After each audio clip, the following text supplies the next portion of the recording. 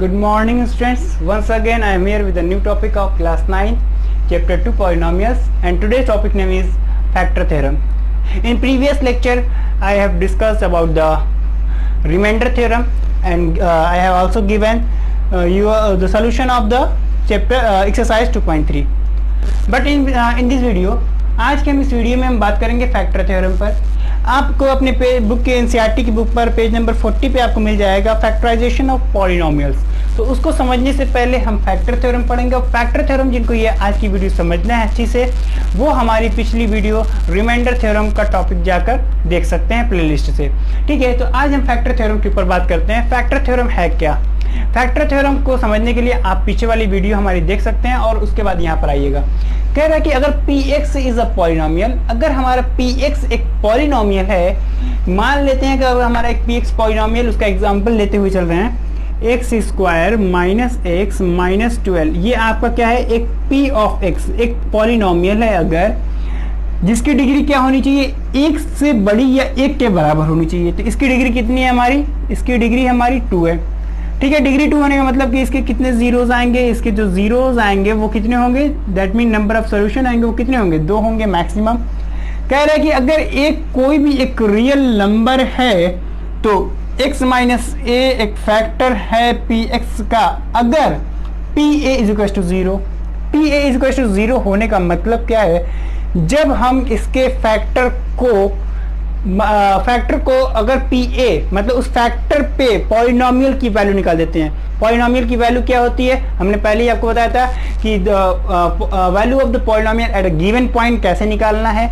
उसके लिए भी हमने एक वीडियो बनाई है, उसको भी जाके आप देख सकते हैं पीछे की वीडियोस में हमारे प्लेलिस्ट से। तो इस pa is equal to 0, that mean कि अगर हमको इस पॉलिनोमियल के 0 मालूम चल जाए और उन जीरो पे हम पॉलिनोमियल की वैल्यू निकालें, और अगर वो 0 के बराबर होंगे तो वो जो हमारा जीरोस होगा वो अगर x माइनस ए के फॉर्म में लिख दिया जाए तो वो क्या हो जाएगा? एक फैक्टर हो जाएगा। तो x माइनस ए फैक्टर है अगर pa इज इक्वल टू 0 है। तो देखिए, जैसे अगर हम इसको सॉल्व करते हैं, तो अभी हम इसको सॉल्यूशन फैक्टराइजेशन ऑफ पॉलिनोमियल में बताएंगे। फिलहाल अभी हम डायरेक्ट इसके अगर 2 जीरोस लिख दें तो एक 0 आएगा आपका 4 और दूसरा 0 आएगा आपका -3। ठीक है, अगर ये 2 जीरोस आ गए हमारे पास, तो अब हम कह रहे हैं कि अगर इन जीरोस पर हम पॉलिनोमियल की वैल्यू निकाल दें, दैट मीन कि इट मीन्स कि अगर हम P4 वैल्यू निकाल दें इस पॉलिनोमियल की P4 पर, तो क्या होगा? P4 पे अगर ये 0 के बराबर है तो हम कहेंगे कि x minus 4 is given polynomial का एक सोल्यूशन होगा, एक फैक्टर होगा, न कि सोल्यूशन, एक फैक्टर होगा।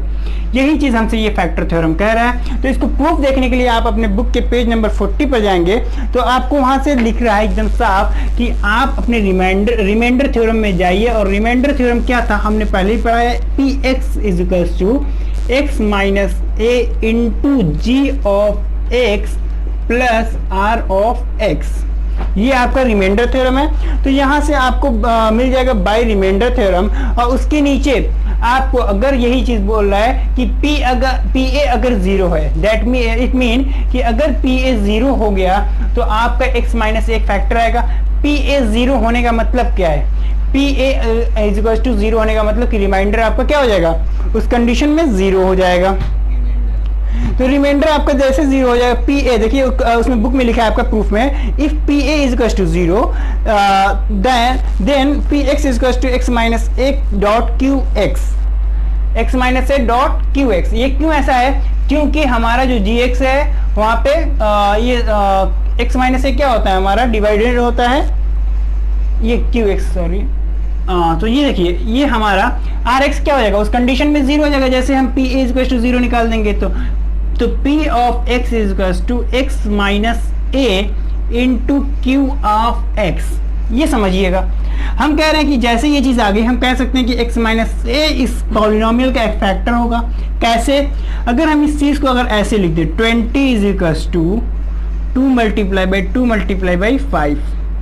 अब हम कह रहे हैं कि 5 जो है इसका एक फैक्टर है, तो क्या हम गलत कह रहे हैं? नहीं ना, क्योंकि आप ऑलरेडी जानते हैं कि अगर किसी नंबर को फैक्टराइज करके लिख दिया जाए तो सारे उसके फैक्टर क्या होते हैं, उसके एक फैक्टर होते हैं, सारे नंबर उसके एक फैक्टर होते हैं। तो अब वही चीज हम कह रहे हैं कि पी एक्स को अगर हम इस तरीके से लिख दें x minus A into Q x, जब तक आर एक्स इसमें था तब तक हम नहीं बोल सकते कि ये इसका फैक्टर है, लेकिन जैसे हमने आर एक्स को जीरो प्रूफ कर दिया, दैट मीन कि आर एक्स की वैल्यू जैसे हमने कह दिया कि वो जीरो हो गई। क्यों जीरो हो गई? क्योंकि P A is to zero हो गया, that mean it mean reminder वहां क्या हो गया, जीरो हो जाएगा। जैसे रिमाइंडर जीरो होने का मतलब क्या है, पी ऑफ एक्स जो हो जाएगा कुछ इस तरीके से लिखा जाएगा, और यहाँ पर एक्स माइनस ए क्या हो जाएगा, इसका एक फैक्टर हो जाएगा। ठीक है, तो ये चीज आपकी पहली थी, और इसका कन्वर्स आप एक्स माइनस, फिर कह रहा है कि अगर सॉरी पी ए जीरो है, पी ए जीरो होगा if X minus A is a factor of P X, X minus A अगर इसका फैक्टर जीरो है तो तो ये जो आपका पी ए होगा वो भी जीरो होगा। पी ए जीरो होने का मतलब क्या है, पी ए रिमाइंडर थ्योरम में हमने आपको बताया था, पी ए में आप क्या निकालते हैं, P A is equal to आपका जब सॉल्व करते थे तो रिमाइंडर थ्योरम का जब प्रूफ देखेंगे तो P A is equal to आपका आर ही तो आया है, यही कह रहा है। P A is equal to अगर जीरो हो गया, हम बुक का अब यहाँ से देखिए, पहला पॉइंट तो हमने बुक के मेथड से समझाया, लेकिन दूसरा पॉइंट हम आपको लॉजिकल में देते हैं। P A is reminder theorem, यहाँ लिख सकते हैं आप by reminder theorem, by reminder theorem. जैसे आपने ये पॉइंट लिखा तो वहां पे P A is equal to R आया था, तो P A is equal to R आने का मतलब क्या है कि अगर हम कह रहे हैं कि यहाँ पर ये जो दिया है कि x माइनस ए एक फैक्टर है पी एक्स का, x माइनस ए अगर एक फैक्टर हो गया P A is to R, तो अब अगर आप ये जीरो कर देते हैं तभी तो x माइनस ए इसका फैक्टर होगा ना। लॉजिकल आप समझिए, बाकी अगर आपको प्रूफ समझना है, एग्जाम में पूछता भी नहीं है, अगर लिखना समझना है तो आप अपनी बुक की लैंग्वेज को पढ़ लीजिए एक बार।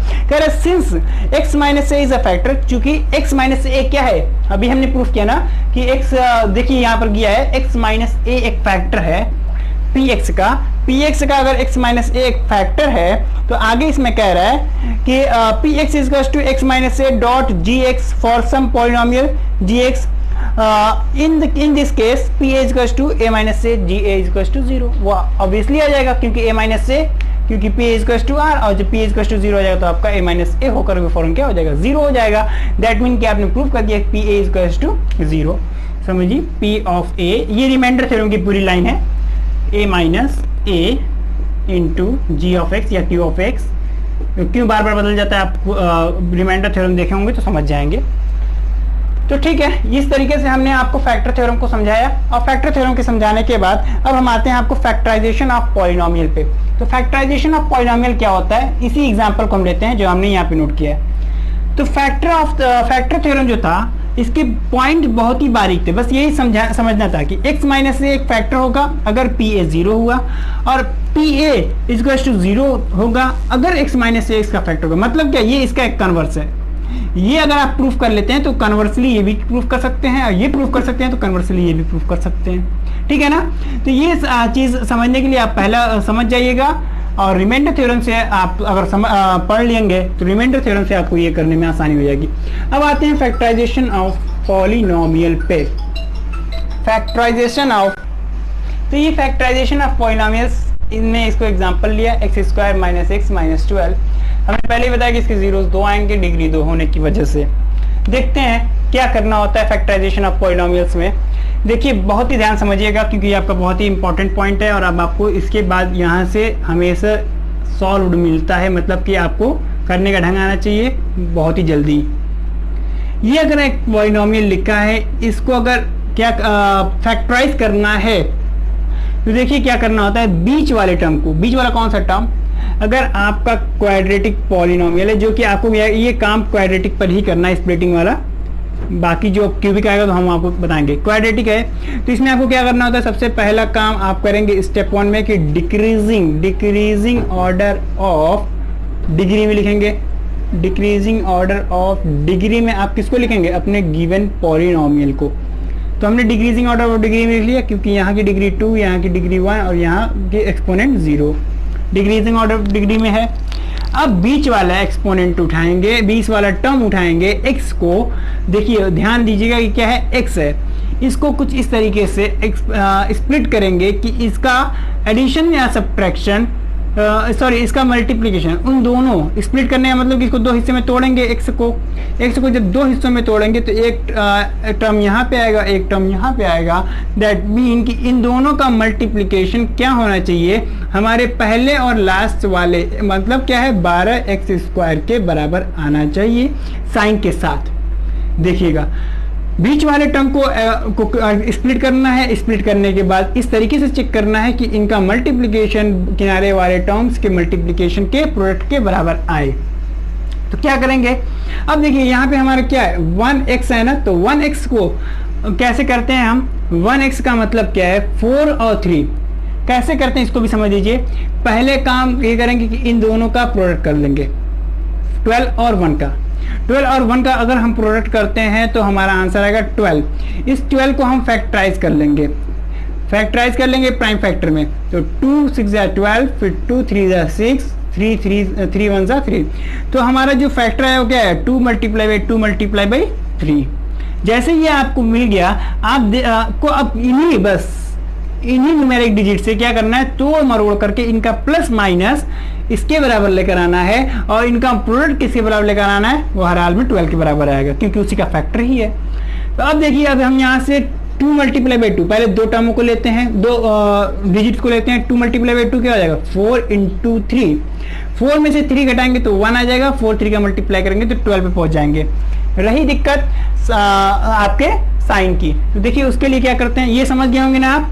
तो अब देखिए आगे बढ़ते हैं, 4 और 3 हमें ये तो मिल गया, क्या करना होता है x² माइनस लगाए, माइनस लिख लेंगे, ब्रैकेट बनाएंगे, 4 3 जो आपका आया था उसको सेट करते हुए आपको 1 लेकर आएंगे, 4 - 3, और कोई दिक्कत नहीं, ये x ब्रैकेट के बाहर कॉपी कर लेंगे, -12। आपकी बुक में पेज नंबर 41 पे आपको इसका पूरा स्प्लिटिंग मिडिल टर्म का पूरा प्रूफ मिलेगा, मेथड मिलेगा, लेकिन वो बहुत डिफिकल्ट है।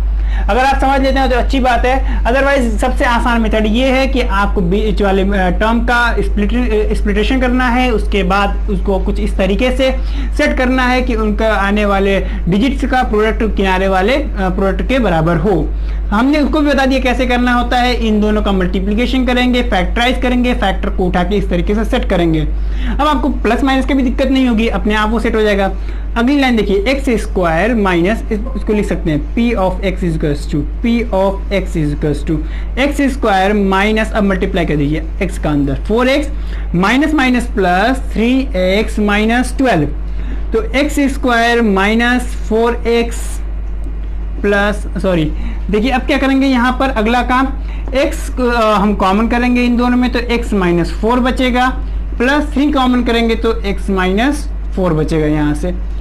अब चेक कैसे करेंगे कि आपका ये फैक्टराइजेशन स्प्लिटेशन सही हुआ है, तो आपका ये दोनों देखिए दो टर्म बस यहाँ से हो गया क्योंकि बीच में एक बार प्लस साइन है, तो दो टर्मों में एक जो ब्रैकेट आप कॉमन ले रहे हैं वो दोनों टर्मों में कॉमन होगा, क्योंकि अगले लाइन में अगले स्टेप में हमें वही ब्रैकेट कॉमन करना होता है और बाकी बचा हुआ आगे लिखना होता है। तो p ऑफ x का जो दो फैक्टर आ गया वो क्या आ गया, x - 4 और x + 3। इस तरीके से आपने देखा कि स्प्लिटेशन करके हमने कैसे इसके दोनों फैक्टर को फैक्टराइज कर दिया। इसका एक एग्जांपल हम ले लेते हैं आपकी बुक से ही, एक्सरसाइज 2.4 का हम क्वेश्चन उठा लेते हैं। ऐसा कि क्वेश्चन नंबर 4 में जाएंगे तो आपको थर्ड पार्ट हम उठा लेते हैं, बाकी जब एक्सरसाइज सॉल्व कराएंगे तो हम आपको वहाँ पे कुछ क्वेश्चन एक आध दो और करा देंगे, एक और वहाँ के एग्जांपल उठाते हुए आपको समझाते हैं और फिर हम अपनी नेक्स्ट वीडियो में आपको 2.4 का सोल्यूशन देंगे। तो देखिए क्वेश्चन नंबर 4 का जो सेकंड पार्ट कह रहा है, क्या कह रहा है, 2x² + 7x + 3, 2x² + 7x + 3 p of x बराबर, कह रहे इसका फैक्टराइज करिए। क्या करेंगे, पहले इसको मल्टीप्लाई करें, देखेंगे पहले डिक्रीजिंग ऑर्डर ऑफ डिग्री में लिखा है कि नहीं, अगर नहीं लिखा हुआ तो लिखेंगे, ये एक्चुअली लिखा हुआ है इसीलिए हमने नहीं लिखा है। तो 2 और 3 का मल्टीप्लाई कर देंगे, आंसर आ जाएगा 6। ठीक है, अब 6 का क्या करेंगे, फैक्टराइज कर देंगे, तो 2 3 = 6, तो 2 × 3 × 1, अब 1 भी लिख सकते हैं क्योंकि बहुत बार 1 का यूज होगा, जैसे यहाँ पर यूज होने वाला है। अब इन्हीं को तोड़ मरोड़ के कुछ इस तरीके से करना है कि इन न्यूमेरिक डिजिट्स का एडिशन या सब्ट्रैक्शन इसके बराबर पहुंचे और इसका प्रोडक्ट 6 के बराबर है। तो देखिए दो टर्म फिर एक टर्म, तो 2 3 = 6 इंटू 1 लिख सकते हैं इसको। 6 प्लस 1 क्या होते हैं 7 के बराबर होते हैं, और 6 1 जा कितना होता है 6 होता है। तो ठीक है, मतलब कि हमारा जो दोनों फैक्टर आएंगे वो 6 दोनों जीरो आएंगे, वो क्या होंगे 6 और 1 होंगे। अब उनके साइन के साथ आपको यहाँ पे लिखना पड़ेगा। साइन को अभी हमने बताया कोई दिक्कत नहीं है, बहुत सारे बच्चे साइन में ही दिक्कत करते हैं, लेकिन आपको हमने सबसे आसान मेथड बताया है कि आप ब्रैकेट बनाएंगे। 6 बनाया था, आप 6 और 1 को लिखेंगे और देखेंगे कि क्या करने पे 7 आ रहा है, तो प्लस करने पे 7 आ रहा है, फिर x बाहर लिख करके 3 कॉपी कर देंगे। तो 2x square plus 6x plus x plus 3।